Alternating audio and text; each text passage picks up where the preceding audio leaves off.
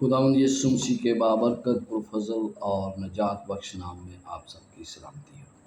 आज हम सबक नंबर 9 सीखेंगे, यरूशलेम में बहसुत तकरार। यीशु मसीह ने अपनी ज़िंदगी के अहम वाक़यात का जिक्र अंजील में किया है।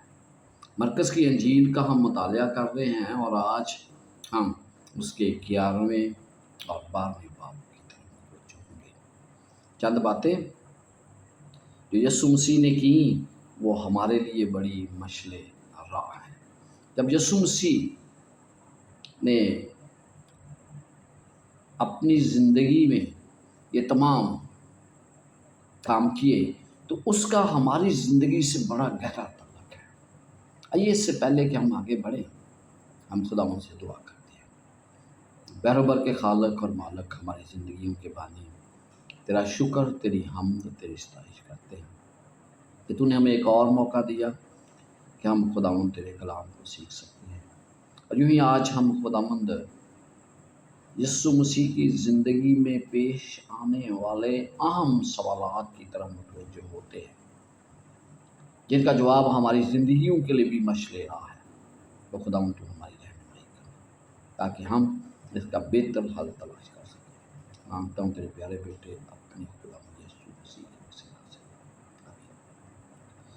जब हमने मरकज़ की अंजील का मुतालिया शुरू किया था तो हम दूसरे और तीसरे बाब में 5 तनाज़ात जो यीशु मसीह के मज़हबी रहनुमाओं के दरमियान थे उसके बारे में हम सीख रहे थे।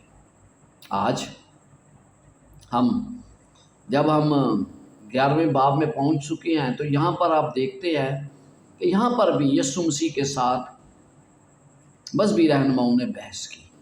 जब वो यरूशलेम में गया तो यहाँ पर 6 ऐसे मज़ीद मामलात का ज़िक्र हम करेंगे और देखेंगे कि उसका हमारी ज़िंदगी पर क्या असर होता है। ये दोनों सिलसिले जो तनाज़ात के हैं ये यीशु मसीह की ज़मीनी खिदमत के बारे में है। हर सिलसिला मसीही ज़िंदगी के अहम मसाइल से मतल्लक़ है। यीशु की हदायत, यहाँ तक कि इन तनाज़ात में भी ईमान के बुनियादी मसाइल और रोज़मर्रा के तजर्बे के अमली मिसाल में रहनुमाई करने वालों की मदद करती है। आज भी ये हमारी मदद करती है। यीशु मसीह के साथ मज़हबी रहनुमा उलझना चाहते थे और उसे हर वक्त शिकस्त देना चाहते थे, लेकिन यीशु मसीह हमेशा कामयाब हुए। इस हफ्ते के सबक में हम एक हिस्सा इस बात पर मबनी है कि कौन सी चीज़, कौन सी बातें लोगों को खुदा की मुखालफत में ला खड़ा करती हैं, और फिर इस बात पर गौर होगा कि मसीह ईमानदार हसब तसब की बेड़ियों को किस तरह से तोड़कर इन लोगों के दिलों तक रसाई कर सकते हैं। वो लोग जिनका तनाज़ात हमारे साथ तनाज़ा होता है, हम उनके साथ किस तरह बर्ताव करते हैं। हमने जब देखा मरकज़ 1 बाब से 10 बाब तक, तो यीशु मसीह की 3.5 साल की ज़िंदगी का जिक्र किया गया है। लेकिन 11 से 16वें बाब तक हम देखते हैं कि सिर्फ 1 हफ्ते से कुछ दिन ज़्यादा का जिक्र किया गया। कितना अहम था ये हफ्ता, कितनी अहम थी कि वो दाखिल हुए यरूशलेम में, और फिर किस तरह उन लोगों ने जो रहनुमा थे उन्होंने यीशु मसीह को किस तरह हर तरह से काबू करने की कोशिश की है। इन अबवाब में हम देखते हैं कि कहानी थोड़ी सुस्त रवि का अख्तियार हो करती है। पहले 10 बाब में मैंने कहा कि 3 साल 3.5 साल की का जिक्र है। इख्तितामी मनाज़र लगता है बहुत अहमियत के हामिल है, इसलिए मैं चाहता हूँ कि आप ज़रा एक्स्ट्रा तवज्जो दें। यीशु मसीह फातिहाना तौर पर यरूशलेम में दाखिल होते हैं। आइए मरकज़ 11वां बाब पढ़ते हैं। پہلی آیت سے میں شروع کرنے ہوں۔ جب وہ یروشلم کے نزدیک زیتون کے پہاڑ پر بیت فگے اور بیت ننیا کے پاس آئے تو اس نے اپنے شاگردوں میں سے 2 کو بھیجا اور ان سے کہا کہ اپنے سامنے کے گاؤں میں جاؤ اور اس میں داخل ہوتے ہی ایک گدھی کا بچہ بندھا ہوا تمہیں ملے گا جس پر کوئی آدمی آج تک سوار نہیں ہوا، اسے کھول دو۔ اور اگر کوئی تم سے کہے کہ تم یہ کیوں کرتے ہو تو کہنا کہ خداوند کو اس کی ضرورت ہے، وہ فی الفور اسے یہاں بیچ دے گا۔ اس کہانی میں آپ دیکھتے ہیں کہ 2 شاگردوں کو یسوع مسیح قریبی گاؤں میں بھیجتے ہیں کہ وہ یروشلم کے لیے جانا چاہتے ہیں، اور وہاں سے وہ کہتے ہیں کہ گدھی کا بچہ لے کر آؤ جس پر آج تک کوئی سوار نہیں ہوا۔ ہم دیکھتے ہیں کہ سب سے پہلی بات یہ کہ یسوع کے بارے نبوتیں یہاں پوری ہوتی ہیں۔ یسوع مسیح کے بارے جو کہا گیا تھا وہ یہاں پر پورا ہوتا ہے، اور ہم اس کا ذکر زکریا 9 باب میں پڑھتے ہیں۔ آئیے، اگر آپ کے پاس بائبل مقدس ہے تو میرے ساتھ زکریا 9 باب نکالیے، اور یہاں پر ہم دیکھتے ہیں کہ کس طرح یسوع مسیح کے متعلق یہ پیشن گوئی کی گئی تھی کہ وہ ایسا کرے گا۔ 9 باب اور اس کی 9 اور 10 آیت لکھا، اے بیت صہیون تو نہایت شادمان ہو، اے دفتر یروشلم خوب للکار، کیونکہ دیکھ تیرا بادشاہ تیرے پاس آتا ہے، وہ صادق ہے اور نجات اس کے ہاتھ میں ہے، وہ حلیم ہے اور گدھے پر، بلکہ جوان گدھے پر سوار ہے۔ اور میں افراہیم سے رت اور یروشلم سے گھوڑے کاٹ ڈالوں گا، اور جنگی کمان توڑ ڈالی جائے گی، اور وہ قوموں کو صلح کا مصدر دے گا، اور اس کی سلطنت سمندر سے سمندر تک اور دریائے فرات سے انتہائی زمین تک ہوگی۔ یہاں پر آپ پڑھتے ہیں، یہاں پر بادشاہ کا ذکر کیا ہے، وہ گدھے پر سوار ہو کر آتا ہے۔ یہ سلیمان بھی جب بادشاہ بنایا گیا تو اس کا بھی کچھ ایسا ہی رد عمل تھا۔ آپ اس کے بارے میں پہلا سلاطین اس کا پہلا باب 32 سے 48 آیت تک پڑھ سکتے ہیں۔ جب ادونیہ نے تخت پر قبض کرنے کی کوشش کی اور داؤد نے حکم دیا کہ سلیمان کو فوری طور پر تاج پہنایا جائے، مسیح کی پیدائش سے 500 سال پہلے زکریا نبی نے اس طرح بادشاہ کی اسرائیل آمد کی پیشگوئی کی تھی۔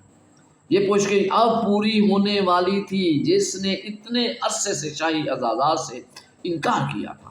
یسوع سے شاہی اعزازات نہیں لینا چاہتے تھے، لیکن اب اس نے ایسا کیا۔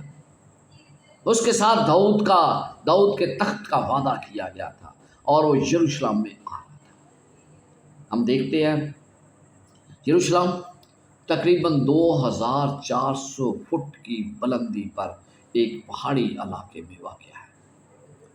یسوع کے دور میں اس کی آبادی شاید 40 یا 50 ہزار کے قریب تھی، جو عید فصح پر بہت بڑھ جاتی تھی، اور یہ عید فصح کا وقت تھا۔ شہر تقریباً 250 ایکڑ پر محیط تھا، اور اس میں سے 37 ایکڑ پہاڑ 37 ایکڑ پر محیط تھا، جہاں شاندار ہیکل کی عمارت سارے شہر پر حاوی تھی۔ اور یہاں ہم دیکھتے ہیں کہ یسوع مسیح ایک بادشاہ کے روپ میں یہاں داخل ہوتا ہے۔ زیتون کے پہاڑ کی طرف سے اترتے ہوئے یسوع شہر میں مشرق کی جانب سے سنہری پھاٹک میں سے گزرتے ہوئے داخل ہوا۔ سنہری پھاٹک مشرق کی طرف سے ہی کیوں؟ کیونکہ بنی اسرائیل کو پتہ تھا، جانتے تھے کہ یسوع مسیح ان کا بادشاہ جو انہیں رہائی دے گا، وہ مشرق سے اس سنہری پھاٹک سے داخل ہوگا۔ اس کے داخل ہوتے ہی پورے شہر میں ہلچل مچ گئی۔ ہر کوئی اس کی علامتی عمل کی اہمیت کو پہچان رہا تھا۔ یسوع کے ساتھ آنے والے ہجوم نے ہوشنا کے نعرے لگا دیے، جس کا مطلب ہے ہمیں ابھی بچا، لیکن ہوتے ہوتے اس کا مطلب خدا کی تعریف بن گیا۔ رازداری کا وہ وقت جس پر یسوع نے مرکز کی انجیل کی بیشتر حصوں میں اسرار کیا تھا، گزر چکا تھا۔ اب یسوع کھلے عام ایک मशहूर शाही अलामती अमल का इस्तेमाल कर रहा था। यानी अब वो बता रहा था कि वो बादशाह है। यरूशलेम में दाखिल होता है, वो हैकल में दाखिल होता है, मगर काफ़ी देर होने की वजह से वो वापस चला जाता है। क्यों वापस चला? तो यहूदियों ने सांस लिया कि यीशु मसीह बगैर कुछ किए वापस चला गया। किसी शोर शराबे की बजाय सब कुछ खामोशी से इख्तिताम पजीर हो जाता है। मगर अगले दिन कुछ और होने वाला था। गधे पर सवारी यीशु को हलीम बादशाह बनाकर पेश करती है। ये खूबी मसीहत में किस तरह कदर अहम है। हलीम हलीम यीशु से चाहता है कि हम हलीम हों। अगर हम हलीम नहीं तो फिर हम मसीह की नुमाइंदगी नहीं कर सकते। हमें हम्बल होना है। और फिर हम देखते हैं अगले दिन क्या हुआ। 12वीं आयत से 26 आयत हम देखते हैं कि यहाँ पर एक और वाक़या पेश आता है। लिखा है, आइए पढ़ते हैं 11वां बाब 12वीं आयत से। यहाँ पर यीशु मसीह किस तरह ये तमाम करता है। दूसरे दिन जब वो बैते अननिया से निकले तो उससे भूख लगी, और वो दूर से देख अंजीर का एक दरख्त जिसमें पत्ते थे देख कर गया कि शायद उसमें कुछ पाए। मगर जब उसके पास पहुंचा तो जैतून के सिवा कुछ ना पाया, क्योंकि अंजीर का मौसम ना था। उसने उससे कहा, आइंदा कोई तुझसे कभी फल ना खाए। और उसके शागिर्दों ने सुना। यहाँ पर आप क्या देख रहे हैं? बैत अननिया यरूशलेम से 2 मील दूर था, और यीशु को भूख लगती है। वो एक इंजीर के दरख्त को की तरफ मतवज्जो होता है जिस पर पत्ते थे, हरे बड़े पत्ते थे, और उसको उम्मीद थी कि इसके अंदर फल है। यीशु मसीह पास चला गया। पुराने आयतनामे में अगर हम पढ़ें तो ये फल खाना चोरी नहीं थी। इस्तिशना 23 बाब और उसकी 25 आयत में बताया गया है कि जब किसी को भूख लगती है तो वो पड़ोसी के खेत या बाग से खाना जायज़ है, खा सकता है। लेकिन उसे कोई फल ना मिला। उसने कहा, आइंदा तुझ पर कोई फल ना लगे। यीशु का बहुत अजीब और गैर मामूली अमल था, लेकिन जो उसके फौरन बाद होता है वो और भी ज्यादा हैरत अंगेज था। थोड़ी देर के लिए सोचिए कि इस दरख्त पर फल नहीं था, फल का तो मौसम ही नहीं था, फिर यीशु मसीह ने इस पर लानत क्यों की? उस पर पत्ते थे, और पत्ते इस बात की निशानदेही करते थे कि उसके अंदर फल है। यानी कि बहुत से आज आपको लोग मिलते हैं जो ये दावा करते हैं कि वो मजहबी तौर पर मजबूत है, मजहब सुनने का बड़ा गहरा तल्लक है, वो खुदा को जानते हैं, लेकिन फल उनकी ज़िंदगी में नहीं है। वो सिर्फ जाहिर करते हैं कि उनकी ज़िंदगी में फल है। इस अंजीर के दरख्त की तरफ देखें, जो ये जाहिर कर रहा था इसके अंदर फल है, इसलिए यीशु मसीह ने उस पर लानत की। कभी भी इस बात को ना बोलें कि आपका अमल फल के बगैर नहीं होना चाहिए। हमें पता चलता है कि फल हमें लाना है। जब हम मसीह हैं तो हमें फल है, सिर्फ ज़ाहिरी तौर पर दिखावे के लिए नहीं है। क्योंकि अगर हमने दिखावा किया तो फिर हमारा अंजाम भी शायद इसी दरख्त की तरह। उसके बाद क्या हुआ?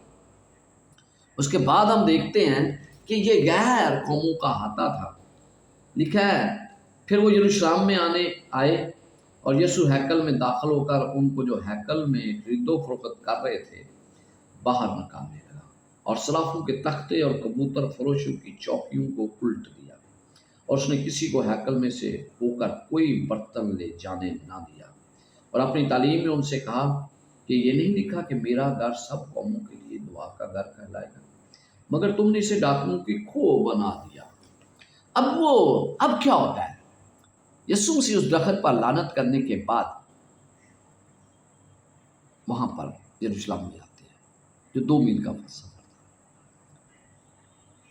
ये जो हाता था, जो सेहन था, वो गैर अक़वाम के लिए मखसूस था, जहाँ वो आकर इबादत कर सकते थे।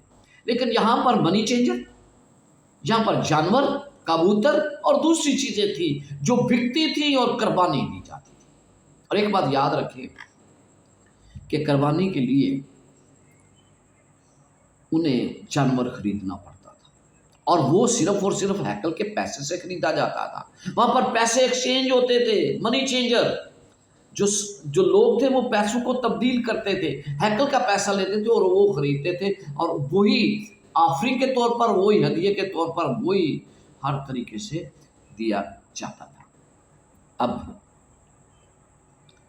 जो लोग गरीब आते थे उनको लूटते थे, जितनी मर्जी कीमत लगा लेते थे, जितनी मर्जी अपनी मर्जी की कीमत। इसलिए उसने कहा कि ये गैर अक़वामों के लिए तो तुमने जगह ही नहीं छोड़ी, वहां पर तो तुम कारोबार कर रहे हो। ये इबादत की जगह है, तो इबादत की जगह कारोबार नहीं किया जाता। और आज भी बहुत से लोग चर्चेस के अंदर कारोबार करते हैं। यीशु मसीह ने बड़ा वाज़िया कर दिया, उसने कहा मेरा घर इबादत का घर कहलाएगा, कारोबार का नहीं। और उसने उन तमाम लोगों को वहां से निकाल दिया।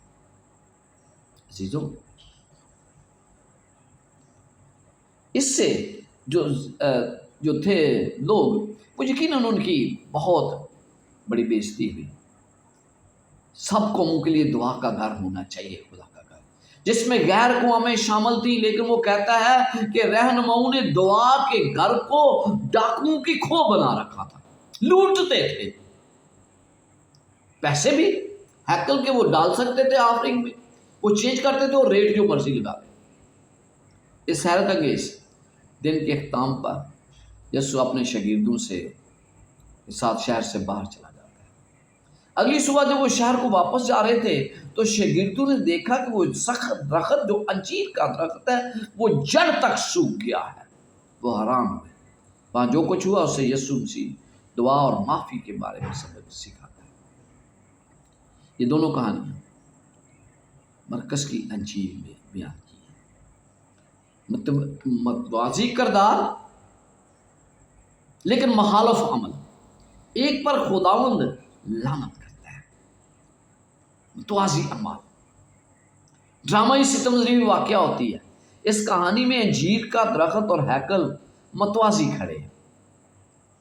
यीशु दरख्त पर लानत करता है लेकिन हैकल को साफ करता है। वो मुखालफत, दो मुखालफ ईमान। लेकिन सितम ज़रीफ़ी ये है कि मजहबी रहनुमा अब यीशु को कत्ल करने की साजिश करने लगते हैं, जबकि उनका ऐसा अमल हैकल की खिदमत को तमाम करके रखने वाला था। आपकी ज़िंदगी में वो कौन सी चीज़ें हैं जिनको मसीह को पाक करने की ज़रूरत है? ज़रा सोचिए, आपकी ज़िंदगी में ऐसे अमाल होंगे जिन्हें यीशु मसीह पाक करना चाहता है। क्या आप वो उसे देने के लिए तैयार हैं? उसके बाद वो यीशु मसीह से सवाल करते हैं, मरकज़ 11 बाब उसकी 37 से 33 आयत तक, 27 से 33 आयत तक। और यहाँ पर वो यीशु मसीह से कहते हैं कि ये तू किस अख्तियार से कर रहा है। 27 आयत में लिखा है, और वो फिर हैकल में आए, और जब वो हैकल में फिर रहा था तो सरदार कहन और फ़कीर और बुजुर्ग उसके पास आए और उससे कहने लगे, तू इन कामों को किस अख्तियार से करता है, या किसने तुझे ये अख्तियार दिया है कि इन कामों को करे? क्योंकि उसने हैकल को पाक साफ कर दिया। मजहबी रहनुमा जो है इससे नाराज हुए कि ये क्या किया है, तो वो उससे पूछते हैं कि तू किस अख्तियार से करता है। और यीशु मसीह को बड़ी अच्छी तरह जवाब देना आता था। यीशु मसीह ने क्या जवाब दिया? यीशु मसीह ने कहा कि भाई यूहन्ना का बपतिस्मा खुदा की तरफ से था या इंसान की तरफ से? तो वो इससे घबरा गए। क्योंकि यीशु मसीह उनकी मकारी को भांप गया, उनकी रियाकारी को अच्छी तरह जानता था, इसलिए उसने उनके सवाल का जवाब देने की बजाय उनसे एक और सवाल किया। कहता है कि मैं भी फिर तुम्हें बताऊंगा कि मैं किस इख्तियार से करता हूँ। यूहन्ना का बपतिस्मा खुदा की तरफ से था, खुदा या इंसान? نے کہا ان کو پتہ چل گیا کہ ہم پھنس گئے۔ اس کی وجہ کیا تھی؟ لوگ یوحنا کو خدا کا نبی مانتے تھے، لیکن یہودی رہنما اس پر ایمان نہیں لائے، جس کی وجہ سے وہ کہنے لگے اگر ہم یہ کہتے ہیں سوری اگر ہم کہتے ہیں کہ خدا کی طرف سے تھا تو وہ کہے گا کہ آپ ایمان کیوں نہیں لائے؟ تو اگر میں کہتے ہیں انسان کی طرف سے، لوگ ہمارے مخالفت کرتے تھے، لہذا انہوں نے جھوٹ بول دیا کہ وہ نہیں جانتے۔ اس سے یسوع کو بھی جواب نہ دینے کا موقع مل گیا۔ مرکز 12ویں باب کی طرف جب ہم پڑھتے ہیں تو یسوع کو جواب نہیں دیا گیا تو اس نے کیا کیا اور اس کا کیا اثر ہوا۔ یسوع نے ایک تمثیل سناتا ہے۔ ایک مالک چند ٹھیکیداروں کو ایک پاکستان کی تمثیل کے بارے میں بتاتا ہے۔ تمثیل اگر آپ یسایہ 5 باب میں پڑھیں تو آپ کو پتہ چلتا ہے کہ یہ تمثیل بالکل اسی سے ملتی جلتی ہے۔ آئیے یسایہ 5 باب اور اس کی پہلی 5 آیات دیکھتے ہیں۔ یسایہ 5واں باب، یہاں پر ہمیں پتہ چلتا ہے کہ کس طرح خداوند ان لوگوں کو یہ سمجھتا ہے کہ وہ اس کا پاکستان ہے۔ یسایہ 5 باب میں لکھا ہے، اب میں اپنے محبوب کے لیے ایک محبوب کا ایک گیت اس کے پاکستان کی بابت گاؤں گا۔ میرے محبوب کا پاکستان ایک زرخیز پہاڑ پر تھا، اور اس نے اسے کھودا اور اس سے پتھر نکال پھینکے اور اچھی سے اچھی تاکیں اس میں لگائیں اور اس میں برج بنایا اور کوئی کوہلو بھی اس میں تراشا اور انتظار کیا کہ اس میں اچھے انگور لگے، لیکن اس میں جنگلی انگور لگے۔ تیسری آیت، اب اے یروشلم کے باشندوں اور یہودا کے لوگوں، میرے اور میرے پاکستان میں تم ہی انصاف کرو کہ میں اپنے پاکستان کے لیے اور کیا کر سکتا تھا جو میں نے نہ کیا، اور اب جو میں نے اچھے انگوروں کی امید کی تو اس میں جنگلی انگور کیوں لگے؟ میں تم کو بتاتا ہوں کہ اب میں اپنے پاکستان سے کیا کروں گا، میں اس کی باڑ گرا دوں گا اور چراگاہ ہوگا، اس کا ہتا توڑ ڈالوں گا اور وہ پمال کیا جائے گا، اور میں اسے بالکل ویران کر دوں گا، وہ نہ چھانٹا جائے گا نہ تراشا جائے گا، اس میں اونٹ کٹارے اور کانٹے اگیں گے، اور میں بادلوں کو حکم دوں گا کہ اس پر مین نہ برسائے۔ سرب الفاج کا پاکستان بنی اسرائیل کا گھرانہ ہے اور بنی یہودا اس کا خوشنما پودا ہے۔ اس نے انصاف کا انتظار کیا پر خون ریزی دیکھی، وہ داؤد کا منتظر رہا پر فریاد، وہ داد کا منتظر رہا پر فریاد سنی۔ عزیزو، یہاں پر آپ دیکھتے ہیں یسوع مسیح نے یہ تمثیل انہیں کہی کہ بھائی میں نے پاکستان لگایا، ایک وفادار اسرائیلی، وفادار لوگوں کو مجھے امید تھی، وہاں خدا بے وفا اسرائیلیوں کے خلاف الزام عائد کر دیتا ہے، ان سے وفا کی توقع تھی، سننے والے جانتے تھے کہ کیا بات ہو رہی ہے۔ خاص طور پر مذہبی رہنما اس کہانی سے اچھی طرح واقف تھے کہ یہ پاکستان وہ بنی اسرائیل کی قوم ہے۔ اس تمثیل میں یسوع مذہبی رہنماؤں کو انتہائی سنجیدہ آگاہی دیتا ہے کہ وہ جان لے کہ ان کے اقدام انہیں کس جگہ لے جا رہے ہیں، انہیں کہاں پر ہونا چاہیے اور کہاں وہ جا رہے ہیں، کیونکہ یسوع مسیح نے ان پر واضح کر دیا کہ تم اس پاکستان کے مالک تھے، تم اس پاکستان کو اچھی طرح جانتے تھے، تم نے اس پاکستان کے ساتھ کیا کیا۔ یسوع کی نگاہ سے دیکھیں تو تمثیل میں ان کے لیے محبت بڑی آگاہی تھی، ان کے لیے اپنے فیصلوں کو تبدیل کرنے اور آنے والے غضب سے بچنے میں دیر نہیں ہوئی تھی، اب بھی وہ بچ سکتے تھے۔ بعض نے تو توبہ کی، لیکن بعض نے اس تبدیلی کو قبول نہیں کیا اور یسوع کو قبول نہیں کیا۔ بہت کم تعداد میں لوگوں نے یسوع مسیح کو قبول کیا، زیادہ نے انہیں ترک کر دیا۔ ہم پھر دیکھتے ہیں مرکز 12ویں باب میں 13 سے 27 آیت میں ہمیں اور ایک سامنا کرنا पड़ता है। यीशु मसीह को इन बातों का सामना करना पड़ता है। पाकिस्तान की मिसाल के बाद हम देखते हैं कि 13वीं आयत में जजिया देने के बारे में यीशु मसीह से सवाल किया गया। यीशु मसीह को हर तरीके से मजहबी रहनुमा फंसाना चाहते थे, मजहबी रहनुमा को किसी ऐसी गलती में पकड़ने की कोशिश कर रहे थे जिसे वो रूमी गवर्नर या लोगों के सामने पेश कर सके, और इसमें उनने टैक्स अदा करने का सवाल उठाया। उस वक़्त और जगह पर रूमी हुकूमत को टैक्स अदा करने से इनकार करना एक संगीन जुर्म था।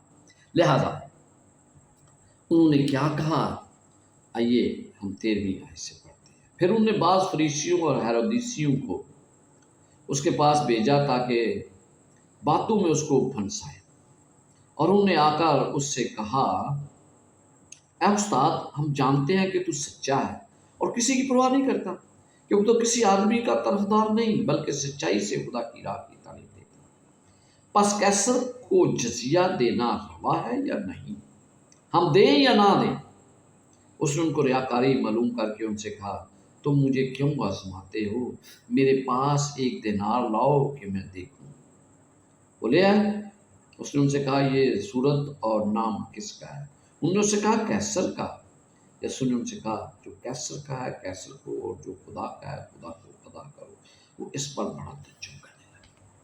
यीशु का जवाब था कि जो कैसर का है वो कैसर को दो, और जो खुदा का है वो खुदा को दो। इस जवाब ने मसीह उसकी साजिश को जानते थे।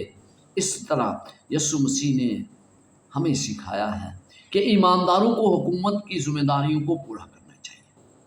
उसने बयान दिया कि चूँकि वो रूमी तसल्लुत के तहफ़्फ़ुज़ में रह रहे हैं, इसलिए उन्हें इसकी हिमायत करनी चाहिए। जब तक कोई बात अल्लाही हुक्म से तज़ाद नहीं रखती, पुरअमन तरीके से मुल्क के कवानीन के ताबे रहते हैं।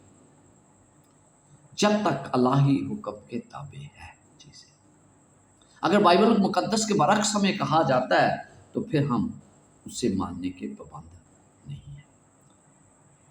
हम देखते हैं कि यीशु मसीह ने वो सिक्का देखा, उसने कहा जो कैसर का है वो कैसर को, और जो खुदा का है वो खुदा को देना चाहिए। अजीज़ों, यीशु मसीह को मुख्तलिफ तरीक़ों से फंसाने की कोशिश की, लेकिन यीशु मसीह हमेशा उनके सवालात के जवाबात सही तरीके से देता था। इसके बाद मुर्दों के जी उठने के बारे में सवाल उठाया जाता है। सदूकियों ने सिर्फ मूसा की 5 किताबों का मुताला किया था, और वो यीशु मसीह की मुर्दों के जी उठने पर यकीन नहीं रखते थे। जो कहानी उन्होंने सुनाई गालबन फर्जी कहानी थी। इसमें 7 भाई और 1 औरत शामिल थी। मूसा के मुताबिक जब कोई शख्स बे औलाद मर जाता तो उसका भाई बेवा से शादी कर सकता था। यूँ इस शादी से पैदा होने वाले बच्चे कानूनी तौर पर मुर्दा आदमी के होते थे। अस्तिशना 25 बाब और उसकी 5 से 10 आयत में हमें इसको मिलता है। सदूकी एक अखलाकी मामले की तरफ इशारा कर रहे थे कि क़यामत वाले दिन वो औरत किसकी बीवी होगी, क्योंकि एक ने शादी की वो मर गया, दूसरे ने शादी की वो भी मर गया उसके साथ। इसी तरह बारी बारी 7 मर्दों ने शादी की और वो तमाम के तमाम मर गए। आखिर में वो औरत मर गई। तो उन्होंने पूछा कि वो किसकी बीवी होगी। यीशु के जवाब देने के इक़दाम सहीफों और खुदा की कुदरत का हवाला देने से था। सबसे पहले वो क़यामत में खुदा की ताकत को बयान करता है और बताता है कि आसमान में ब्याह शादी ना होगी। फिर वो क़यामत के नज़रिए का दिफा करता है। फिर वो खरूज 3 बाब और उसकी 1 से 22 आयत का हवाला देता है, जहाँ खुदा ने खुद को इब्राहिम, इसहाक और याकूब का खुदा बताया। बकौल यीशु उनको ज़िंदा किया जाएगा जब खुदा उनका खुदा दोबारा आएगा। इब्राहिम, इसहाक और याकूब मरे हैं, अगरचा वो अभी मरे हुए थे, लेकिन वो ज़िंदा किए जाएंगे। इसलिए वो खुदा कहता है कि मैं जिंदों का खुदा हूँ, तुम मुर्दे नहीं हैं, क्योंकि जैसे ही वो उठेंगे तो सबसे पहले यीशु मसीह की शक्ल देखेंगे। अगर आपसे कोई पूछे कि आप खुदा की कुदरत से वाकिफ़ हैं तो आपका क्या जवाब होगा? खुदा की कुदरत के मूर्तों से इंसानों को जिंदा कर सकता है। फिर हम देखते हैं एक फरीसी के बारे में, मरकस 12 बाब उसके 28 से 34 आयत तक एक फरीसी के बारे में बयान किया गया। और फकीरों में से एक ने उनको बहस करते सुनकर जान लिया कि उसने उनको खूब जवाब दिया है। वो पास आया और उससे पूछा कि सब हुक्म में अव्वल कौन सा है। वो पूछना चाहता है कि अव्वल कौन सा है। यीशु ने जवाब दिया कि अव्वल ये है कि ऐ इस्राएल सुन, खुदावंद हमारा खुदा एक ही खुदा है, और तू खुदावंद अपने खुदा से अपने सारे दिल और अपनी सारी जान और अपनी सारी अक्ल और अपनी सारी ताकत से मोहब्बत रख। दूसरा यह है कि तू अपने पड़ोसी से अपने बराबर मोहब्बत रख। इनसे बड़ा कोई हुक्म नहीं। तो अब तक के अंजीली बयान के मुताबिक ज्यादातर मजहबी रहनुमा, शायद चंद एक को छोड़कर, सब भी यीशु के मुखालफ हो चुके थे। ये खास तौर पर यरूशलेम में सच बात थी, हर कोई उसके मुखालफ था। यहाँ यीशु ने हैकल की इबादत पर क़यामत का सामना किया था। उसने क़यादत की थी वहां पर। हैकल और उसकी इबादत यहूदियों का मरकज था। इस तरह से किसी फ़कीह के लिए उन तनाज़ात को सुनना और यीशु के जवाबात की तारीफ़ करना बड़ी अहमियत, दलेरी का काम था, दयानतदारी का काम था। और वो बड़ी दयानतदारी से यीशु मसीह के पास आता है और कहता है कि तू सच्चा उस्ताद है। यीशु के लिए मुखालफत बढ़ रही थी। चुपके से पीछे खड़े होकर देखना आसान होता है, चाहे किसी को यीशु से हमदर्दी भी होती, लेकिन ये आदमी ऐसा नहीं था। ये यीशु मसीह के पास आया। ये फ़कीह अपने सवाल के साथ मज़हब के दिल को छूता है, जाकर छूता है कि कौन सा बड़ा हुक्म है। यीशु मसीह इंतहाई सादगी और वजाहत के साथ उसे जवाब देता है। यहूदियों का कलमा क्या था? अस्तिशना 6 बाब और उसकी 4 और 5 में दर्ज है। उसने उनसे कहा, यहाँ पहला तो यह है कि तू खुदावंद अपने खुदा से अपने सारे दिल, अपनी सारी जान और अपनी सारी अक्ल से मोहब्बत रख। और अब दूसरा उसकी इबादत ये है कि अपने पड़ोसी से अपने बराबर मोहब्बत रख। और यहाँ पर भी उसने अबार 19 बाब और उसकी 18 आयत का हवाला दिया कि अपने पड़ोसी से अपने बराबर मोहब्बत रख। बाज़ लोग सोचते हैं कि मोहब्बत को हुक्मन कैसे किया जा सकता है, कैसे हुक्म दिया जा सकता है। अस्तिशना में जो कुछ कहा गया वो एक तहजीब का तकाजा भी था। उन दिनों फ़रकीन के दरमियान होने वाले माहिदों की ज़ुबान और मोहब्बत की इस्तिलाह से मुराद माहिदे के तकाज़ों के साथ वफादार रहना था। जो कुछ तय किया जाता उन कवानीन की पासदारी ही वफादारी थी और यही मोहब्बत थी। ये फ़कीह एक दयानतदार शख्स था। उसने यीशु के जवाब की वजाहत और सादगी को देखा और उसे सराहा। आप वहाँ के बाकी मजहबी रहनुमाओं की जानिब से देख सकते हैं कि मुखालफत थी। इस फ़कीर ने यीशु के जवाब को दुरुस्त करार दिया। यीशु ने उसके हक़ में कहा कि वो खुदा की बादशाह से ज़्यादा नहीं था। उसे जिस चीज़ की ज़रूरत थी वो ये थी कि वो यीशु को पहचानता और उसकी पैरवी करता। और उसने क्या कहा? फ़कीर ने उससे कहा है, उस्ताद बहुत हुई, तूने सच कहा, वो एक ही है और उसके सिवा और कोई नहीं। और उससे सारे दिल और अपनी सारी अक्ल और ताकत से मोहब्बत रखना, अपने पड़ोसी से और अपने बराबर मोहब्बत रखना सुख्तनी कुर्बानियों और सब्जियों से बढ़कर है। यानी अब इबादत या कुर्बानियों से ये बढ़कर है। ये गाही हर वक्त और हर एक ज़माने के लिए है। आज हमें आगाह किया गया है किस तरह यीशु मसीह उन तमाम सवालों का जवाब देता है, किस तरह वो हैकल को पाक करता है, किस तरह वो जो सवालात उससे किए जाते हैं उनका जवाब देता है। तो आइए हम भी इन तलीमात को अपने जहन में रखें और याद रखें कि ये यीशु मसीह का आखिरी वक्त है और बहुत ज़रूरी बातें हैं जो हम अगले हफ्ते सीखने जा रहे हैं कि आखिरी अयाम में क्या होने जा रहा है। Tune in. अगर आपको ये पसंद आता है तो दूसरों के साथ शेयर कीजिएगा। Thank you very much. God bless you.